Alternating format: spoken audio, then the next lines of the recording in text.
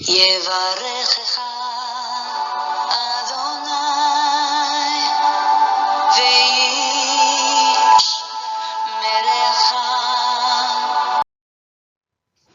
아멘. 우리 하나님의 말씀 출애굽기 3장 5절 말씀 오늘 본문이 되겠습니다. 우리 몇 주 전부터 구원받은 자의 마땅한 삶에 대해서 우리가 지금 살펴보고 있는데요. 이제 오늘은 거룩한 땅에 거하는 삶. 지난 2주 동안은 어떤 삶을 우리가 나눴죠?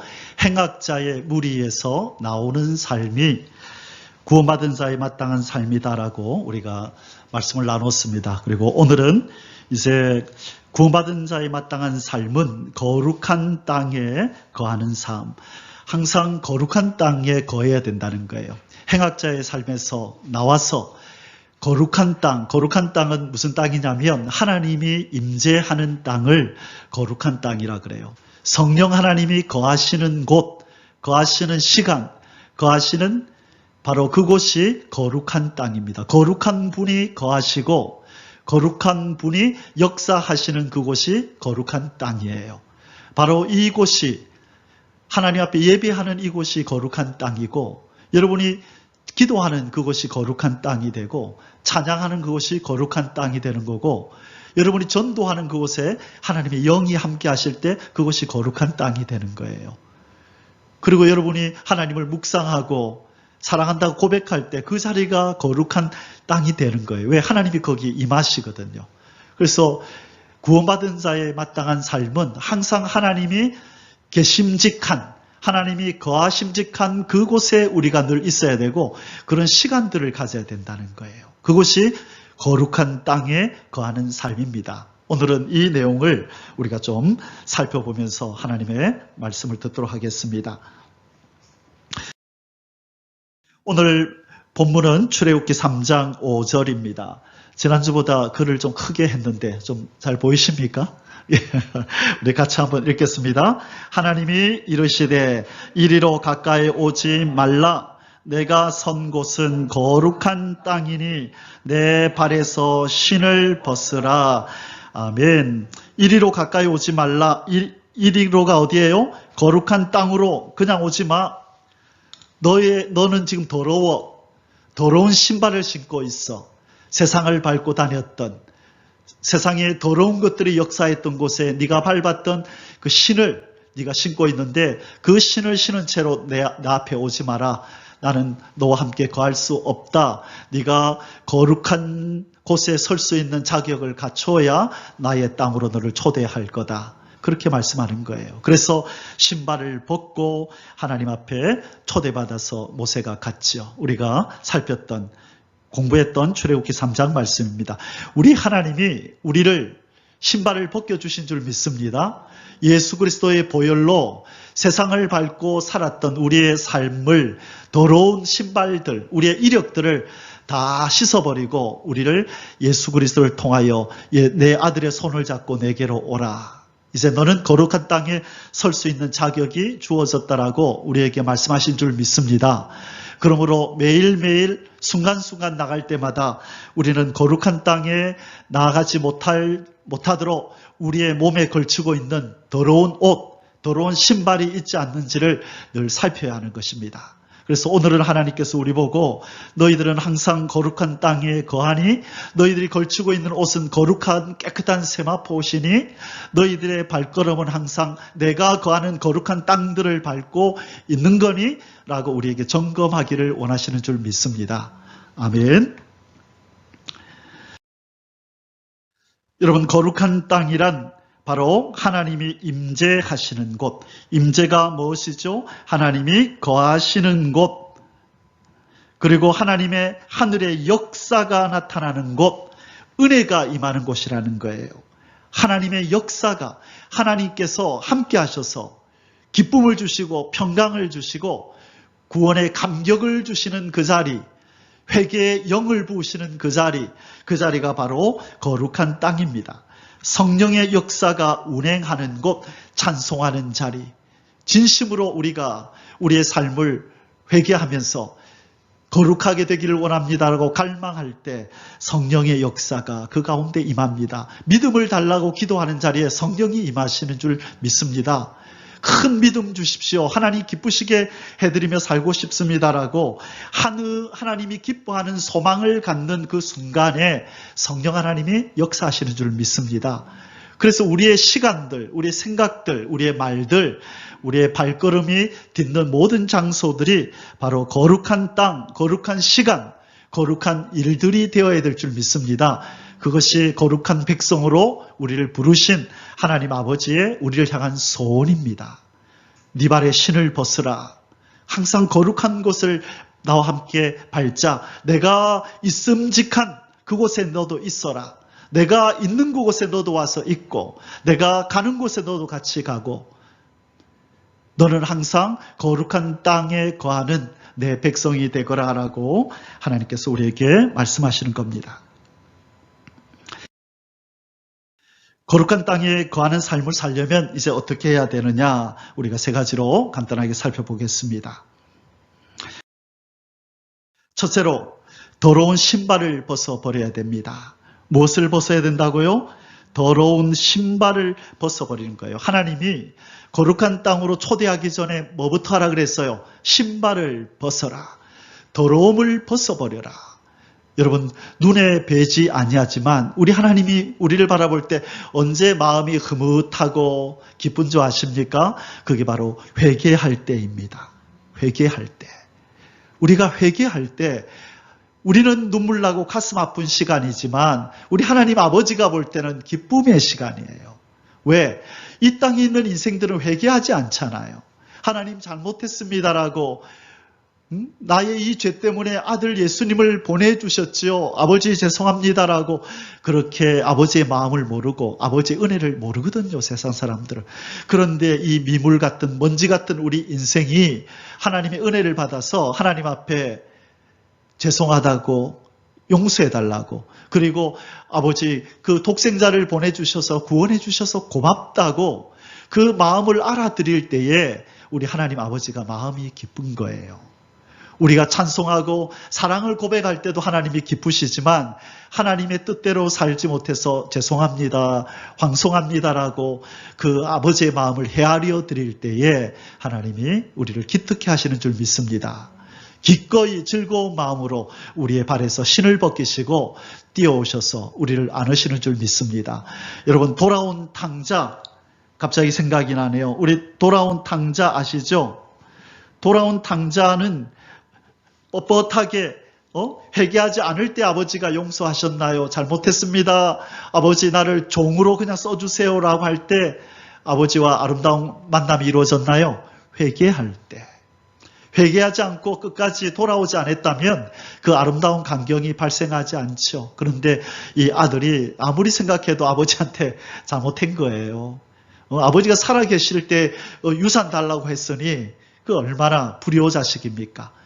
근데 배부르고 등 따실 때는 몰랐는데 돈 다 떨어지고 돼지가 먹는 쥐염력 열매 먹으면서 그거 주워 먹으면서 비천하게 살아갈 때야 비로소 아버지 옆에 있을 때 얼마나 행복했는지를 알고 내가 아버지 집에 가서 종으로 살더라도 가자. 이렇게 사는 것보다는 종으로 사는 게 낫겠다. 나를 아들 취급 안 하시더라도 좋다. 내 아버지 옆에 가서 살자 하고 아버지 앞에 가서 나를 종으로 써주십시오 할 때 오냐 잘됐다. 종 한 명 늘었네. 아버지가 그러시나요? 아니죠. 무슨 소리 하느냐 이러죠. 너는 내 아들이다. 회개하고 돌아왔잖아요. 아버지가 얼마나 기뻤을지 몰라요. 우리 하나님은 우리가 회개하는 자리에 이를 때에 우리의 신발을 벗어버리고 하나님이 벗으라 말 안 해도 아버지 앞에서 항상 내 이 신발은 왜 이래 더러운 거야 라고 이래가지고 내가 어떻게 하나님 앞에 나아가고 하나님의 아들이라고 딸이라고 내가 자부할 수 있는가? 나는 이래서는 안 돼 라고 날마다 회개의 자리, 회개의 자리는 뭐 하는 자리? 신발을, 더러운 신발을 벗어던지는 그 순간순간이 우리에게 매일 있어야 될 줄 믿습니다. 그때 하나님이 기뻐하세요. 거룩한 임재로 우리를 안아주시는 줄을 믿습니다. 아멘. 요한계시록 22장 14절에 자기 두루마기를 빠는 자들은 복이 있으니 깨끗하게 빨아야 되는 겁니다. 이는 그들이 생명나무에 나아가며 문들을 통하여 성에 들어갈 뭐를 얻는다고요? 권세를 얻게 된대요. 누가? 자기 두루마기를 빠는 자들이, 더러워진 옷을 빠는 자들이, 신발을 벗어 던지는 자들이 거룩한 성에 들어가는 자격을 얻는다는 거예요. 거룩한 성은 어디입니까? 거룩한 하나님이 계신 곳. 그래서 신발을 벗고 나오라고 모세보고 얘기를 하잖아요.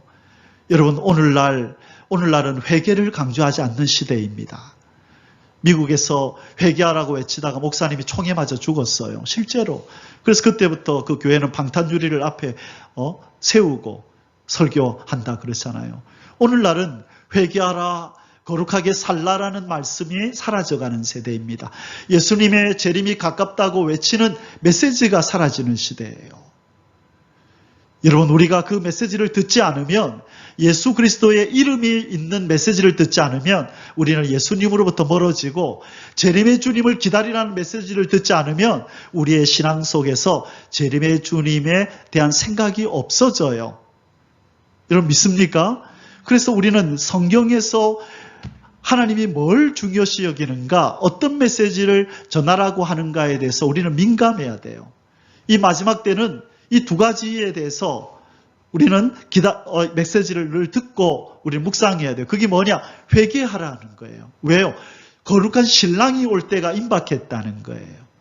그러면 우리가 할 일은 뭐지요? 신부가 깨끗하게 세마포를 입고 기다려야죠.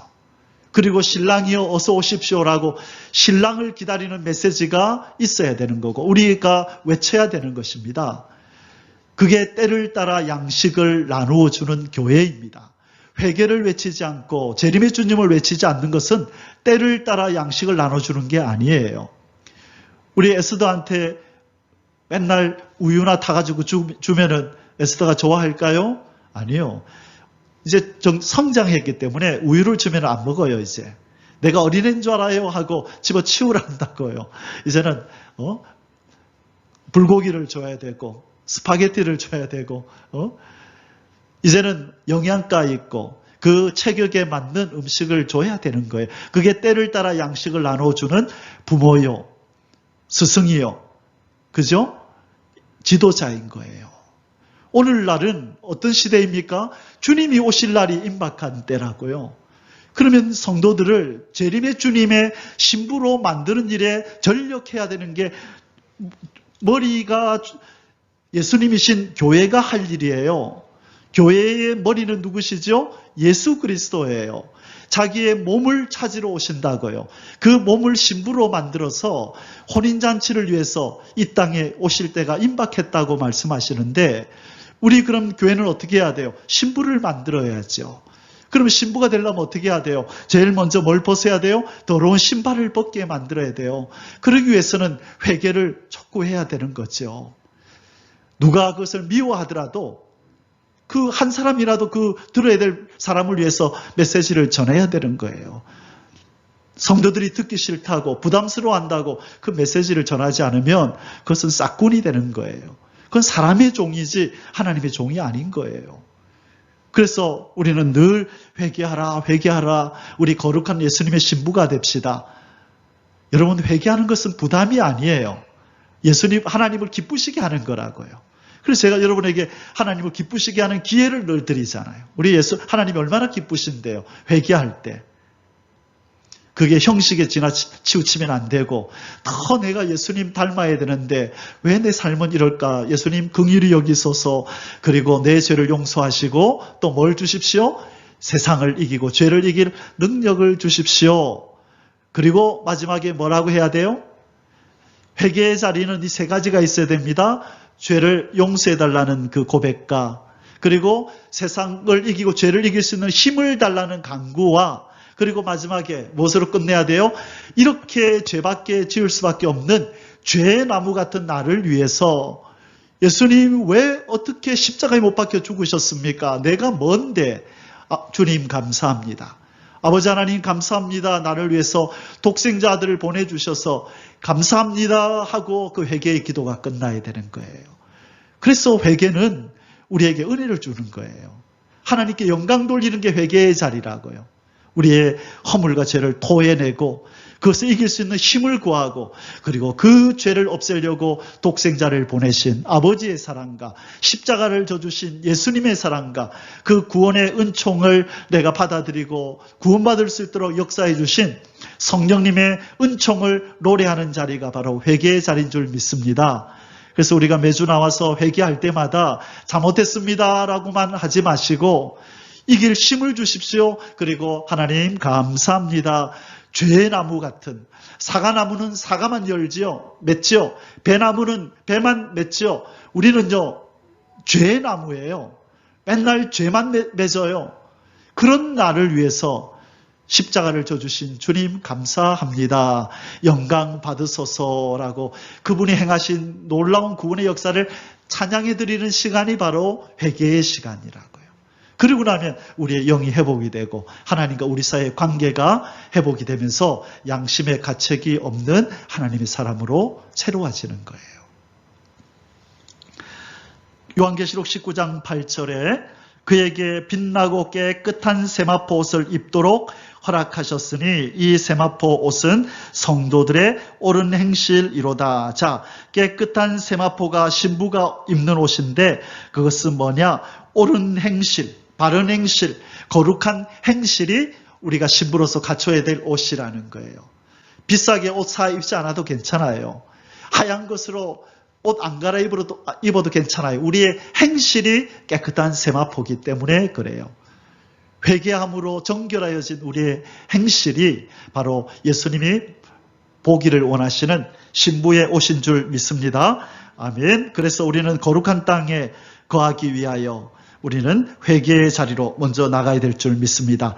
더러운 신발을 벗어버리는 오늘 이 시간 되시기를 주님의 이름으로 축복합니다. 아멘. 자, 여러분 여기 애완견이 있죠.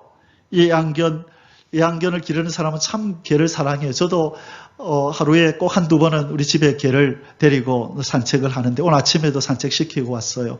그런데 이 녀석은 이제 집에 들어가기 전에 꼭 안길라 그러죠. 그냥 바로 안아줍니까? 아니죠. 반드시 물티슈 꺼내가지고 발을 딱 닦이고, 그렇죠? 발을 닦이고 안아주는 거예요. 모든 원리가 그래요. 더러운 것은 우리가 가까이 하지 않지요.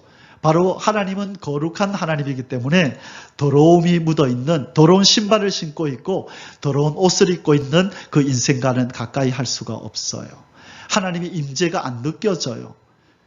그래서 회개하지 않고 그 죄를 씻지 않으면 하나님의 임재가 점점 멀어지는 거라고요.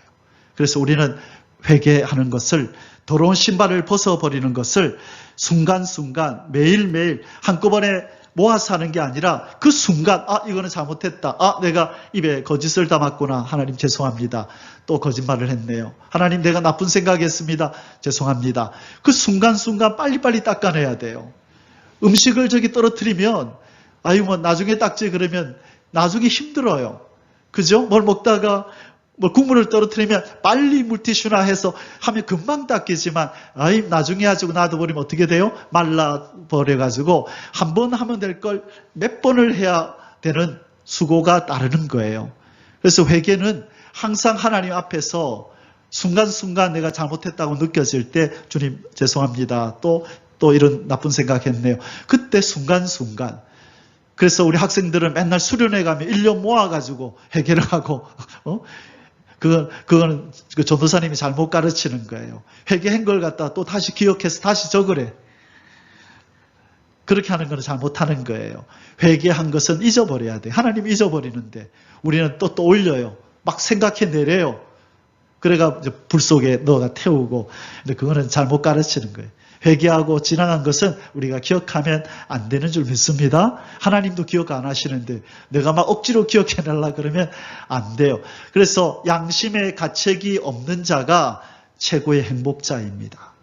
진정한 행복은 하나님 앞에 책망받을 것이 없는 자가 최고의 행복자입니다.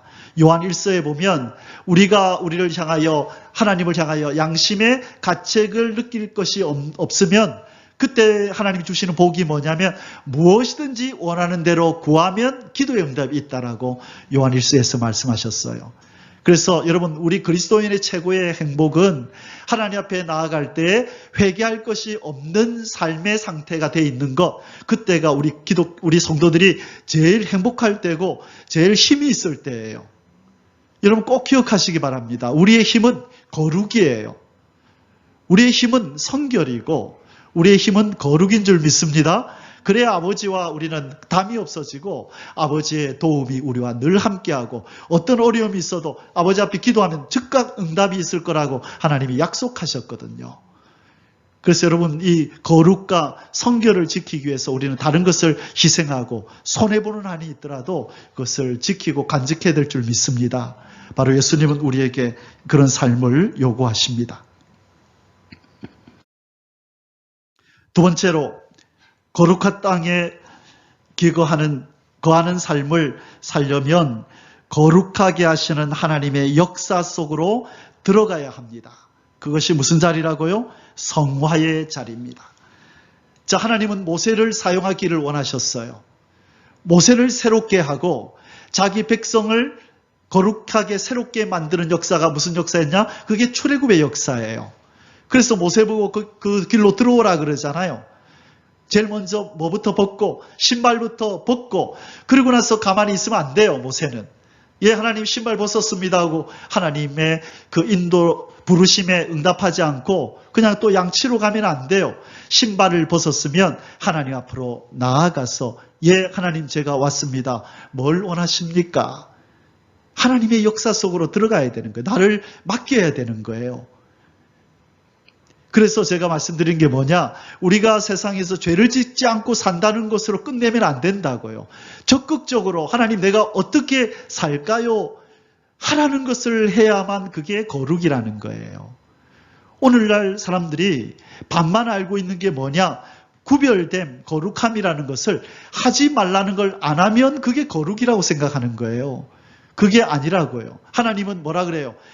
죄 가운데 들어가지 말라 하면서 동시에 뭐라 그러냐면 거룩한 나를 향하여 가까이 나오라고 얘기를 하는 거예요. 모세가 신발만 벗어던지고 하나님의 부름에 응답 안 하고 가만히 있었다면 어떻게 될까요? 그게 하나님이 원하시는 삶인가요? 아니요. 하나님 앞에 합당하지 않은 신발은 벗어던지고 가까이 나오라 할 때 나아가야 되는 거예요. 그래야 하나님의 역사가 임해서 모세가 출애굽 역사를 통하여 제일 은혜 받은 사람이 누구냐면 모세예요. 모세는 믿음이 없는 사람이었어요. 처음에. 겁이 많은 사람이었다고요. 가라니까 말 못해요. 나 할배예요 하면서 힘이 없어요. 얼마나 하나님 앞에 거부했어요. 그런데 나중에 출애굽해서 이제 나올 때쯤 되니까 큰 소리 빵빵 치면서 바로 앞에서 그죠? 힘을 딱 주잖아요. 처음에는 바로한테 한 소리 들어가지고 절망하고 좌절해서 하나님 왜 나 보내가지고 이런 모욕을 당하게 하냐고 그랬던 모세가 십며칠이 지난 후에 담대한 모세로 변하잖아요. 하나님의 역사 속에 쓰임받으니까 그가 변하는 거예요. 여러분, 우리가 더러운 신발을 벗었으면 이제 하나님의 역사 속으로 들어가서 우리를 기꺼이 맡겨드려야 돼요. 그게 무슨 자리냐? 성화의 자리예요. 이스라엘 백성이 출애굽하여 이제 애굽 백성이 아니고 하나님 백성이 되죠. 홍해를 건넜잖아요. 그러고 나면은 홍해가에다가 횟집 차리고 그냥 머물러 있으면 되나요? 아니요. 그때부터 그들의 삶을 하나님 앞에 맡기고 광야길을 이제 걸어가야 되는 거예요. 그때부터 성화의 과정이 주어지는 거예요.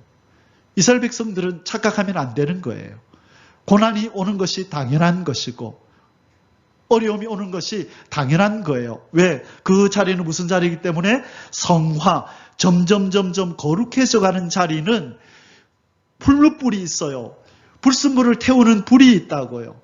불순물을 잘라내는 칼이 있다고요. 톱이 있다고요. 사포가 있다고요.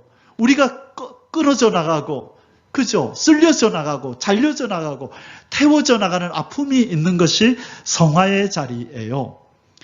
그래서 여러분 이 광야 생활을 지나는 동안에 여러분과 저의 그 고통의 자리들이 다 달라요. 어떤 사람은 하나님이 육신의 약함을 통하여 또 물질의 어려움을 통하여 또 가족의 어떤 아픔들을 통하여 하나님이 우리의 마음을 새롭게 하는 거예요. 우리의 가장 약점을 아시고 그 부분을 건드리시면서 항복하게 만드는 거예요. 예, 하나님, 예, 잘못했습니다. 나를 빚어주십시오. 하고 우리 자신을 성화의 자리로 이끄시는 방법이 다 다르지만 누구나 다 가지고 있어요. 왜 하나님 나만 이렇게 어려움 주시냐고 절대로 그러지 마세요. 하나님은요, 각자에게 맞는 어려움으로 풀무불로 톱으로 칼로 그렇게 쓸어내고 잘라내고 태우시는 줄 믿습니다. 그걸 잘 견디셔야 돼요. 그래야 우리는 항상 거룩하신 하나님이 거하시는 거룩한 땅에 거하는 삶을 살게 되는 것입니다. 레위기 11장 45절에서 나는 너희의 하나님이 되려고 너희를 애굽 땅에서 인도하여 낸 여호와라. 내가 거룩하니 너희도 거룩할지어다. 하나님의 목표는 그거예요. 내가 거룩하니 내 백성답게 내 아들 딸답게 너희도 거룩해라. 그게 아버지의 소원이에요. 부자 되거라, 건강하게 오래 살거라, 네 자식들 잘 되거라, 사업 잘 되거라, 큰 집, 좋은 집에서 편히 살거라, 그게 아니라고요. 그런 것들을 다 하나님이 거두시고라도 이루시고 싶은, 새기고 싶은 것이 하나 있는데 그게 우리의 거룩이라고요. 더러운 것을 미워하고 하나님의 거룩함을 사모하는 자로 우리를 만들어가는 게 하나님의 궁극적인 우리를 향한 소원이라는 거예요. 우리는 이걸 잊어버리면 안 돼요. 이 거룩에 방해된다면 우리의 물질도 하나님이 거둬가 버리고, 이 거룩에 방해된다면 우리의 육신의 건강도 때로는 약하게 만들고, 이 거룩에 방해된다면 우리의 환경을 어렵게 만들어서 무릎 꿇지 않고는 견딜 수 없도록 만드는 거예요. 그래서 사도 바울에게 뭘 줘요? 가시를 주죠. 가시는 바울을 더 겸손하게 거룩하게 만드는 도구거든요. 그 사랑하는 바울에게도 하나님 3번이나 간절하게 하나님 제발 좀 내 몸에서 이 병 좀 걷어가 주십시오 하는데 하나님은 내 은혜가 너에게 족하다. 네 은혜가 족하다. 내가 너한테 충분히 줬다. 그것까지 구하지 마라. 하나님이 족하대요. 왜? 하나님의 거룩함을 그에게 새기기 위해서, 하나님의 뜻을 온전히 이루기 위해서 허락한 것이기 때문에, 어떤 사람은 좀 이 가난에서 벗어나게 해달라고 울부짖어도 하나님이 내 은혜가 네게 족하다라고 하는 사람도 있고, 그죠? 어떤 사람은 삶의 무게가 너무 힘들어서 하나님이 환경을 좀 바꿔달라고 그러는데도 하나님이 침묵하실 때가 있어요. 그것은 우리에게 유익하기 때문이에요. 그러나 그 훈련이 끝나고 나면 하나님이 해달라고 안 해도 잘 거두어져 내십니다. 목적을 이루고 나면 거둬내는 줄 믿습니다. 하나님 보시니, 하나님은 그러신 분이더라고요. 막 훈련 도중에는 아무리 좀 제발 제거해달라 그래도 들은 죄 많척 하더니만 나중에 어느 날 보니까 온데간데 없어졌어요. 그래서 깨달았죠. 훈련이 끝나고 나니까 딱 제거하는구나. 훈련이 끝나면 제거해요. 그래서 여러분, 그걸 피하려고 하지 마시고 오히려 적극적으로 빨리 통과하게 해주세요라고 기도하면 여러분이 원치 않는 환경과 역경과 상황들이 떠나갈 줄 믿습니다. 그걸 떼내려고 노력하지 마시고 그걸 통하여 이루려고 하시는 하나님의 뜻에 나를 빨리 더 맡겨서 빨리 이루어 주옵소서, 그러면 돼요. 여러분, 혹시 기부스를 해보신 적 있습니까? 저는 한 달 동안 기부스를 해봤습니다. 고등학교 1학년 때 오른쪽 무릎 수술을 하고 한 달 동안 기부스를 한 적이 있었는데요. 너무 답답해요. 여름 되니까 간지러워서 견딜 수가 없어요. 그런데 이것을 빨리 벗어버리는 방법이 있어요. 막 답답하다고 막 일어서서 걷고 떼내려고 막 이러면 안 돼요. 어떻게 해야 되죠? 그 기부스를 한 목적대로 가만히 있어야 돼요. 움직이지 말고 가만히 있으라 그러더라고요. 그래서 참아야 돼요. 그러고 나면 나중에 저절로 떼져요. 그죠? 근데 그걸 못 참아서 떼내려고 막 철사를 넣어서 긁어대고 답답하다고 막 억지로라도 걸으려고 노력하면 그거 더 오래 달고 있어야 돼요. 빨리 벗어내고 싶거든 왜 의사가 이걸 나한테 붙여놨는지를 깨닫고 그 목적을 이룰 때까지 그가 시키는 대로 하면 돼요. 기도하라 그러면 기도하고, 어렵지 나한테 엎드려 나에게 내 손길에 너를 맡겨라. 너 교만하구나. 너 시기 질투가 있구나. 너 인내가 없구나. 이기적이구나. 그거 없앨 때까지 내가 그거 붙여둘 거다. 하나님이 깨닫게 하시는 게 있거든. 거기에다 집중하세요. 하나님 이거 없애주세요. 이거 없애주세요. 그래야지 기부스 떼주세요. 기부스 떼주세요. 그러면 안 돼요. 이해가 되시죠? 그래서 하나님의 장치에다가 관심을 갖지 마시고 하나님이 우리를 향하여 무슨 일을 하시려고 하는지 거기다 목적을 두고 우리가 기꺼이 우리가 변화될 때에 하나님이 우리를 위해서 붙여놓았던 기부스는 다 떼시고 못 가도록 묶어놓은 줄도 다 떼시고 자유롭게 움직일 수 있도록 해주실 줄 믿습니다. 하나님의 소원이 뭐라고요? 거룩할지어다. 베드로서 1장 4절에 이로써 그 보배롭고 지극히 큰 약속을 우리에게 주사 이 약속으로 말미암아 너희가 정욕 때문에 세상에서 썩어질 것을 피하여 신성한 성품에 참여하는 자가 되게 하려 하신즉, 신성한 성품, 전의 성경에는 신의 성품에 참여하게 만들려고 우리를 훈련한대요. 수준이 너무 높아요. 하나님. 저 사람 좀 괜찮아 정도가 아니라 저 사람은 이 땅의 사람이 아닌 것 같아. 저 사람은 예수 같아. 그런 별명을 들을 정도의 단계에 이르도록 신의 성품에 참여하는 자가 되게 하려고 우리를 훈련한다는 거예요. 하나님은 쉬지 않으세요. 우리가 이 정도면 됐다라고 할 수 있는 사람이 있습니까? 없습니까? 없지요. 왜? 하나님의 수준은 우리를 누구처럼 만드는 거라고요? 하나님처럼 만드는 거라고요. 내가 거룩하니 너희도 거룩해라. 신의 성품에 동참해라. 라고 우리에게 요구하시는데 이제는 됐다. 나 정도면 됐다라는 사람이 어디 있겠어요?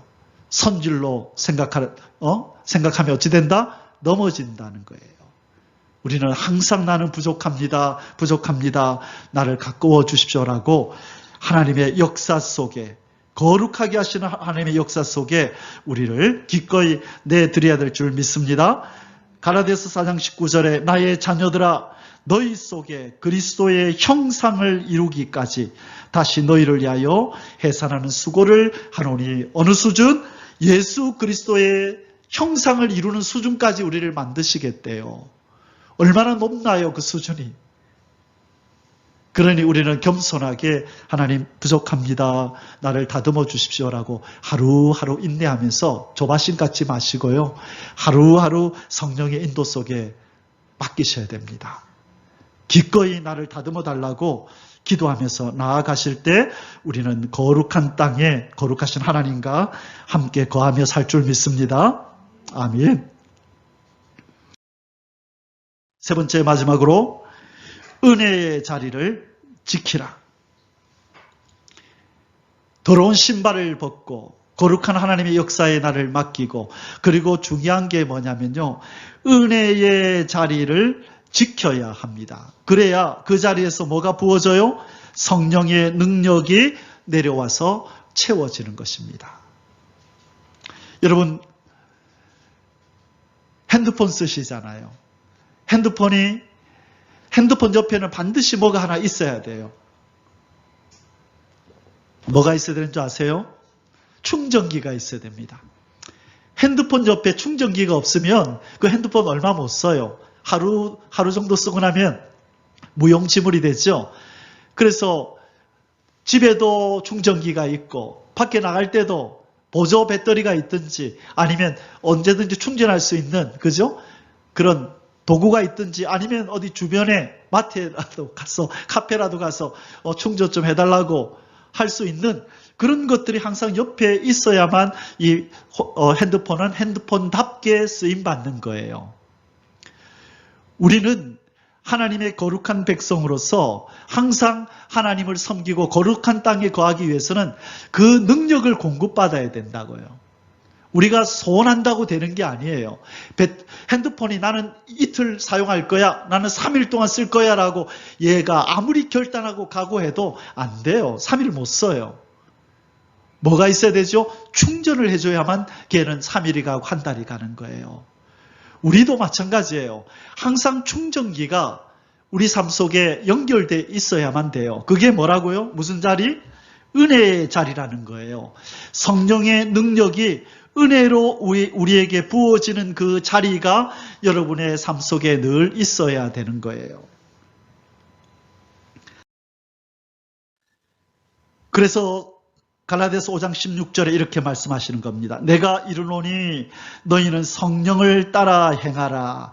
그리하면 육체의 욕심을 이루지 아니하리라. 성령의 능력으로 늘 충전받아라. 그래야 육체의 욕심을 이루지 않고 하나님의 뜻을 이루는 사람이 된다. 핸드폰아 너는 늘 충전해라. 그래야 깜깜하게 나가지 않고 항상 밝게 켜져서 네 역할을 다할 수 있단다. 충전기 옆에 항상 있어라. 너는 그것과 연결되어 있어야 된다. 우리가 바로 핸드폰이라는 거예요.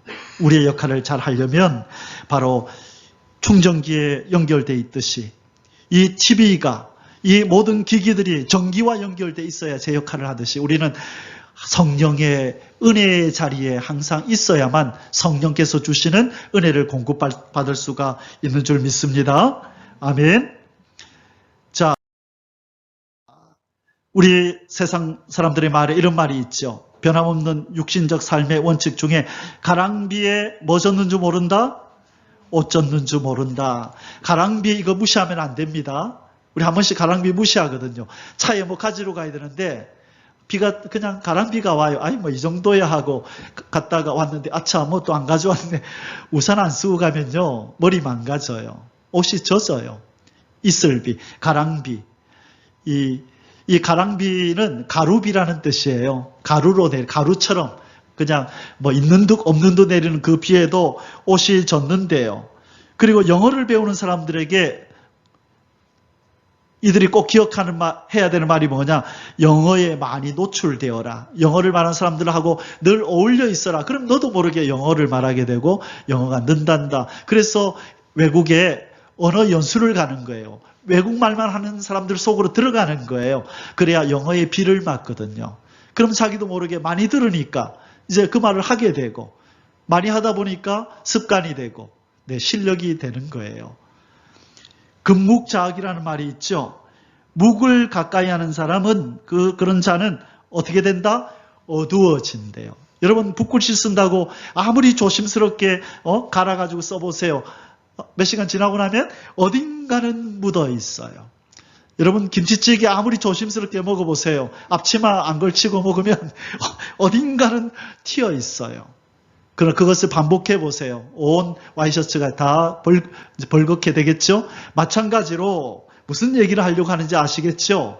성령의 단비가 내리는 곳에 우리가 늘 있어야 된다고요. 저기에 단비가 내린다 그러면 그것이 은혜의 가랑비라 할지라도 뛰어가야 돼요. 그걸 맞고 여기에 또 은혜가 내리는 은혜의 가랑비가 내리는 곳이 있다 그러면 거기도 뛰어가고 해서 여러분 은혜로 여러분을 채워야만 남은 자가 됩니다. 욕심을 내세요. 오늘 제가 여러분에게 드리고 싶은 말씀이 그 말입니다. 이 은혜가 내리는 곳에 여러분 항상 가능하면 선택적으로 은혜의 자리에 있으라는 거예요. 자, 여러분 이 말씀을 나눌 때 떠오르는 내용이 바로 이 내용이었어요. 여러분 마리아와 마르다 사건 아시죠? 마리아와 마르다. 이 마리아와 마르다, 이 오라버니가, 그죠? 누구였죠? 나사로였잖아요. 그래서 예수님을 참 사랑하고 예수님을 아끼는 가족들이었잖아요. 자, 예수님이 이 가정에 초대를 받아 갔습니다. 그런데 누가 예수님 옆에서 말씀을 듣고 있나요? 마리아가. 마르다는 지금 부엌에서 뭐 하고 있어요?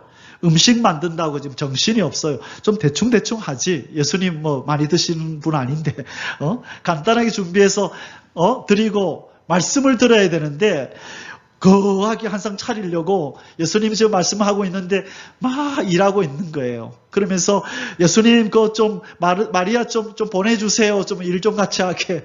그때 예수님이 하시는 말씀이 있죠. 그 내용이 누가복음 10장 38절에서 42절에 나옵니다. 자, 우리 한번 읽어볼까요? 그들이 길 갈 때에 예수께서 한 마을에 들어가심에 마르다라 이름하는 한 여자가 자기 집으로 영접하더라. 그에게 마리아라는 동생이 있어. 자, 마르다가 언니래요. 마리아가 동생이 있어. 주의 발치에 앉아 그의 말씀을 듣더니 마르다는 준비하는 일이 많아 마음이 분주한지라. 자, 준비하는 일이 많으면 뭐가 분주하다고요? 마음이 분주한지라. 예수께 나아가 이르되 주여 내 동생이 나 혼자 일하게 두는 것을 생각하지 아니하시나이까. 괜히 예수님 보고 뭐라 그래. 예수님 좀 뭐라 하세요. 내 동생 좀 부엌으로 좀 가서 네 언니 좀 도와라라고 좀 얘기하세요. 왜 말 안 하고 가만히 있습니까? 예수님을 지금 뭐라 하는 거예요. 그를 명하사 나를 도와주라 하소서. 자, 예수님의 대답이 뭘까요? 예수님의 대답이 뭘까요? 그래 알았다. 동생아 너 언니 좀 도와라 이랬을까요? 아니요. 예수님 그렇게 말씀 안 하셨어요. 자, 예수님의 말씀을 한번 들어보십시다. 주께서 대답하여 이르시되 마르다야 마르다야 네가 많은 일로 염려하고 근심하나 몇 가지만 하든지 혹은 한 가지만이라도 족하니라. 마리아는 이 좋은 편을 택하였으니 빼앗기지 아니하리라 하시니라. 좋은 걸 택해라. 우리의 신앙생활은요 항상 선택입니다. 이것과 이것 중에 나는 뭐 해야 되지? 이 시간에 이것과 이것 중에 난 뭘 해야 되지? 바르게 판단해야 돼요. 항상 선택의 연속이에요. 이 시간에 뭘 해야 내 영에 유익하지? 이 시간에 내가 어느 자리에 있어야 은혜의 단비가 내리지? 지나가면 없어지는 시간이잖아요. 그렇죠? 그 시간에 내가 거기 있지 않으면 그 은혜를 못 받아요. 항상 선택해야 돼요. 이 시간에 하나님은 내가 어디 있기를 원하지? 어디서 내가 은혜의 단비를 맞을 수 있지?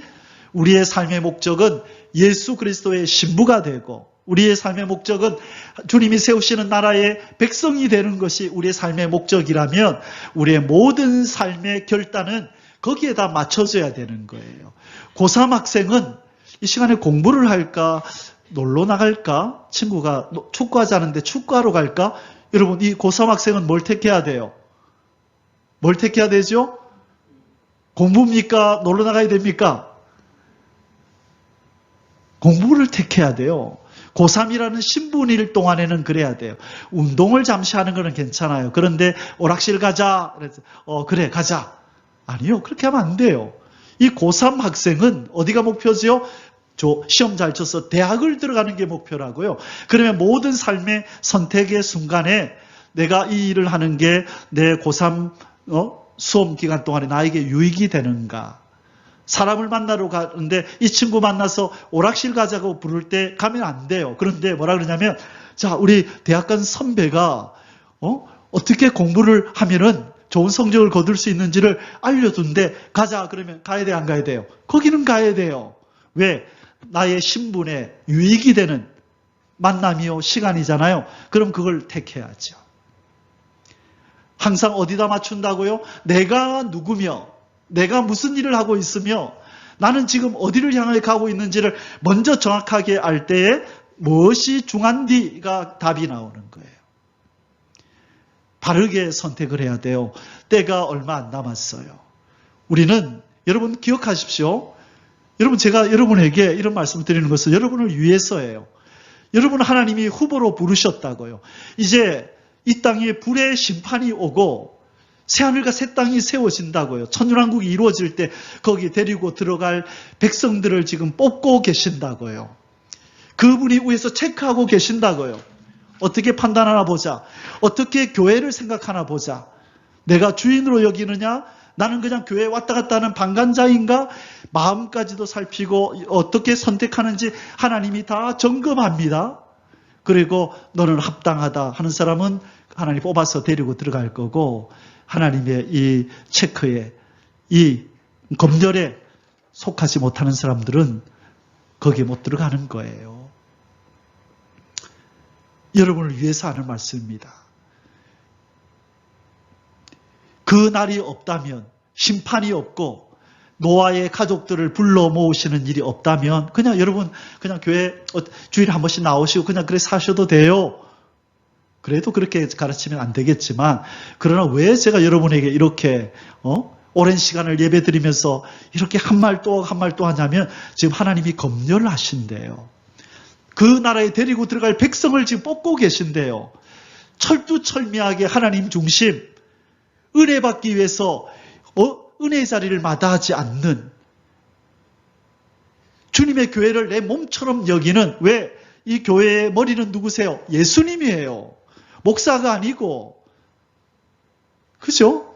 어떤 누가 이 교회의 머리가 아니라 예수님이 머리시고, 그러면 나는 그분의 몸이라는 거예요.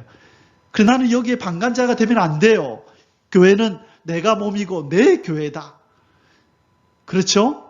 그래서 하나님이 교회를 생각하는 마음, 또 삶 속에서 거룩하게 사는지 안 사는지, 그리고 판단을 할 때 어떤 기준으로 판단하는지, 이 모든 것들을 살펴서 너는 내가 세울 그 나라에 들어갈 거룩한 씨앗이요, 그루터기요, 남은 자요, 이긴 자로 합격하면 그는 들어가는 거예요. 그렇지 않은 사람은요, 자기도 모르게 서서히 떠나갑니다. 하나님의 검열에 들지 못하면 그 안에 못 들어가는 거예요. 어떤 사람이 방주를 지을 때 노아 할아버지의 말을 믿고 노아에게 절친이 있었다고 하십시다. 저 친구는 거짓말하는 사람이 아닌데 뭔가 저렇게 하는 이유가 있을 거야 라고 왔는데, 절친이 방주를 같이 만들다가 세상 사람들이 비웃고 조롱하고, 니 저 노아의 말을 믿냐? 저 정신 나간 저 할배의 말을 믿냐라고 그들의 말을 듣고, 또 기다려도 그런 날이 없으니까 그냥 내가 이 친구가 아무래도 이거는 아닌 것 같아 하고 물러가면, 그가 몇 년을 기다렸던지 간에 그건 소용없어요. 어느 순간에 거기 있지 않으면 안 되죠. 환란이 올 때에, 물로 심판이 올 때에 그 방주 안에 있지 않으면 그가 몇 년을 기다렸던 그런 의미 없는 거예요. 그래서 끝까지 인내하고 남는 자, 그것이 열매잖아요.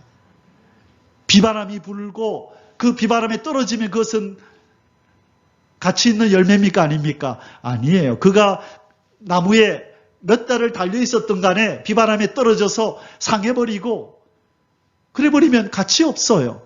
뭐만 열매가 된다? 끝까지 남아있는 사람요. 그래서 주님의 오실 날이 임박했다. 나의 때에 주님을 볼 거야. 나의 때에 주님의 나라에 들어갈 거야 라는 투철한 신앙을 가지고, 나는 목숨을 내어놓고라도 나는 주님의 길을 걸어갈 거야. 주님을 나는 신부로 맞이할 거야 라는 신앙 각오로 걸어가는 사람만 남습니다. 그래서 주님이 그렇게 하는 사람이 심히 적을 거다. 인자가 올 때 세상에서 믿음을 보겠느냐라고 얘기하죠. 주님을 사랑하는 사람은요, 그렇게 사는 게 기쁨이에요. 고역이 아니에요.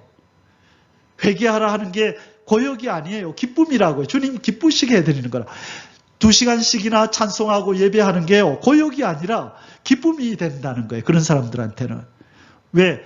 우리는 천년왕국에 들어가서 영원 천국에 들어가면 맨날 하는 일이 찬송하고 예배하는 일일 건데요. 이 2시간 벌써 지치고 지루해하면 거기 가서 어떻게 살래요? 여러분, 그래서 여러분이 체질이 바뀌어야 되는 줄 믿습니다. 주님이 기뻐하는 자리를 찾으시고 은혜가 충만하시기를 주의 이름으로 축원합니다. 아멘. 자, 이제 마무리하겠습니다. 성령의 역사가 임하는 은혜의 자리들은 바로 이런 자리입니다. 이곳에 성령의 역사가 임하고 성령의 단비가, 가랑비가 내리는 거예요. 우리가 알게 모르게 은혜의 단비들이, 지금 여러분이 은혜의 단비를, 성령의 단비를 지금 맡고 있는 거예요. 여러분이 잘 안 느껴져요. 왜? 몸이 뜨거워지고 막 이런 눈에 띄는 증상이 안 나타나니까, 현상이 안 나타나니까 그저 그런가 보다. 아니요. 지금 이 시간에 하나님 말씀이 선포되는 이 시간에 성령 하나님이 저와 여러분의 영을 만지시고 여러분의 영을 성숙시키시고 그 마음의 평강의 단비가 내리게 하시고 하나님을 위해 살아야지. 나 끝까지 남아야지라고 하는 각오가 생기게 만들고 이 모든 것이 성령님 지금 단비를 내리신 줄 믿습니다. 자, 우리 한번 따라 읽겠습니다. 예배의 자리, 기도의 자리, 찬양의 자리, 섬김의 자리, 봉사의 자리, 전도의 자리, 말씀의 자리, 이곳에 성령님의 역사가 임해요. 남 모르게 남이 안 알아줘도 교회를 위해서, 주님을 위해서. 어떤 분은 우리 목사님이 이런 고생스러운데 내가 이 일을 좀 도와야 되겠다. 그래서 요즘은 주일 아침이 제가 좀 편해요. 편하다는 말이 제가 봉사하던 것을 누가 뺏어갔어요. 저 목사님 말씀 준비하라고 뺏어갔어요. 그래서 제가 축복하고 있어요. 마음으로. 하나님 이 섬김에 이 봉사에 하나님 복을 많이 주십시오. 제 복을 뺏어갔어요. 그런데 참 감사하죠. 그 주님을 사랑하기 때문에 그렇게 하는 거예요. 멀리서 오시는 우리 집사님, 또 목사님, 우리 교인들이 다 멀리서 오죠. 주님 교회를 섬기고 봉사하려고. 다른 가까운 데 교회 다니는 사람들은 할 수 없는 섬김과 봉사를 여러분은 주님 앞에서 또 행하고 있는 거예요. 여러분 그것을 힘들다, 고역스럽다라고 생각하지만 그게 다 상급입니다. 주님의 몸된 교회를 세우려고 내가 주인인데 주님 몸인데 내가 가서 주님을 기쁘시게 해드려야지. 주님의 몸을 든든히 세워야지. 그 모든 것이 다 하늘의 상급이에요. 멀리서 올수록 더 큰 상급이 있는 줄 믿습니다. 예, 하나님이 기뻐하세요. 예. 자, 결론입니다. 거룩한 땅에 거하려면 첫째, 뭐를 벗어버려라? 더러운 신발을 벗어버리라. 그것이 무슨 자리죠? 회개의 자리. 회개를 생활하시고 순간순간 회개의 자리에 늘 서십시오. 두 번째, 어디 속으로 들어가라? 거룩하게 하시는 하나님의 역사 속에 들어가라. 성화의 자리. 기꺼이 여러분이 다듬어지는 일에 여러분을 맡기십시오. 힘들고 어렵더라도. 그리고 세 번째, 은혜의 자리를 지키라. 거기에는 뭐가 내린다고요? 성령의 능력이 채워지는 자리예요. 은혜의 가랑비가 내리는 자리. 그래서 여러분 잘 오셨습니다. 그래서 여러분 가능하면 은혜의 자리를 빠뜨리지 마세요. 이제 때가 임박해 왔어요. 추수 때가 얼마 안 남아서 농부가 농약을 뿌릴 때에 이 배가 아유 저 쓴 거 저거 나 안 맞을래 하고 그냥 나뭇잎으로 싹 가려버렸어. 그러면 어떤 일이 벌어질까요? 벌레들이 와서 이 녀석은 농약이 안 묻었네? 다 깔아 먹어버렸어. 열매가 못 돼요. 상품이 못 돼요. 마지막으로 농부가 쏘는 농약을 맞아야죠. 그게 내가 온전하게 되는 길이라면. 근데 그 쓴맛을 독한 맛이 싫어가지고 나뭇잎으로 싹 가려서 농약을 안 맞았다. 그러면 벌레에게 먹히는 거예요. 주님이 우리에게 쏘시는 그 모든 농약들 또 태우실 때 불이 다가오더라도 태우십시오. 주님 내가 이 불의한 것 더러운 것 내 속에 있습니다. 태우십시오. 뜨겁더라도 참아야 되는 거예요. 나를 위해서 그런 것이니까. 아멘이십니까? 늘 깨어 있으십시오. 주님의 때가 임박합니다. 잠깐 후면 오실 리가 오시리니 우리 믿음의 선배가 남긴 말입니다. 2000년 전에 믿음의 선배가 남긴 말인데 지금 우리가 그 얘기를 하고 있어요. 2000년이 지났으니 예수님이 안 오실 거야 라는 게 정답인가요? 2000년 동안 안 오셨으니 때가 가깝다가 정답인가요? 그분은 오신다고 약속했잖아요. 근데 2000년 동안 안 왔으니 거짓말일 거야 라고 해야 되나요? 오신다고 하셨는데 2000년 동안 안 오셨으니 때가 그만큼 임박하다라고 생각하는 게 맞나요? 두 번째 거지요. 그게 깨어있는 삶이라고요. 깨어있지 않는 자들은 2000년 동안 안 오셨는데 설마 우리 때에 오겠냐? 그렇게 생각하는 사람은 자는 사람이고 2000년 동안 안 오셨기 때문에 이제 우리의 때에 주님 만날 확률이 높아졌다. 돌아가는 상황을 보니까 임박하다. 이제 우리 예수님의 신부로서 거룩한 곳에 들어갈 준비를 하자라고 모든 삶을 거기다 맞춰야 되는 거예요. 그런 사람만이 남은 자가 되는 줄 믿습니다. 끝까지 남아서 한 사람도 낙오됨이 없이 거룩한 땅 주님의 나라에 들어가는 저와 여러분이 되시기를 주의 이름으로 축복합니다. 아멘. 기도하겠습니다. 거룩하신 하나님 아버지, 이 죄와 허물로 죽었던 인생을 구원하셔서 사망의 땅, 어둠의 땅에서 건져내어 우리 주님이 세우시는 그 나라에 거룩한 땅에 우리를 데리고 들어가시려고 훈련하고 더러움을 깎아내고 계신 줄을 믿습니다. 더러운 신발을 벗어버리고 우리를 거룩하게 만드시는 성화의 자리에 나아갈 수 있도록 도와주시옵소서. 그리고 성령의 능력으로 채워지는 은혜의 자리를 늘 사모할 수 있는 은혜를 우리에게 허락하여 주시옵소서. 바라옵고 원하기는 이 자리에 고개 숙인 하나님의 백성들 한 사람도 낙오됨이 없이 끝까지 인내하며 남아서 이들뿐만 아니라 위하여 기도하는 가족, 친지, 이웃들까지 하나님 은혜를 베푸셔서 사랑하는 성도들의 손을 잡고 함께 그 거룩한 땅으로 들어가는 오시는 주님을 맞이하는 그 큰 은혜와 은총을 누리게 하여 주옵소서. 우리에게 날마다 은혜의 담비를 부어주시기를 다시 한번 소원하고 기도하며 주 예수 그리스도의 이름으로 기도 올리옵나이다. 아멘. יברכך